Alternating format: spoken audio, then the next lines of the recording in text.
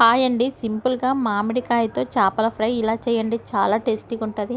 ముందుగా చేప ముక్కల్ని ఫ్రై చేసి పక్కన పెట్టుకున్న తర్వాత ఒక బౌల్ తీసుకొని ఆయిల్ వేసుకొని బండ పువ్వు వేసి అల్లం వెల్లుల్లి పేస్ట్ వేసి బాగా ఫ్రై చేసిన తర్వాత ముందుగా మనం గ్రైండ్ చేసుకున్న ఉల్లిపాయ, మెంతులు, జీలకర్ర వేసి కలుపుకోవాలి. తర్వాత కొంచెం పసుపు, కారం వేసి మంచిగా ఫ్రై చేసిన తర్వాత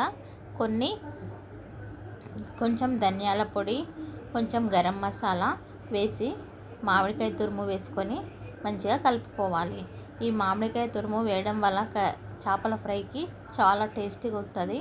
కొంచెం ఉప్పు, కొంచెం గరం మసాలా వేసి కొన్ని వాటర్ పోసుకొని ముందుగా మనం ఫ్రై చేసుకున్న చేపల్ని వేసి కలుపుకోవాలి. అంతే, సింపుల్గా టేస్టీగా చాలా బాగుంటుంది మామిడికాయ చేపల ఫ్రై. ఒకసారి ఇలా ట్రై చేయండి, తప్పకుండా నచ్చుతుంది. నచ్చితే లైక్ చేసుకొని సబ్స్క్రైబ్ చేసుకోండి.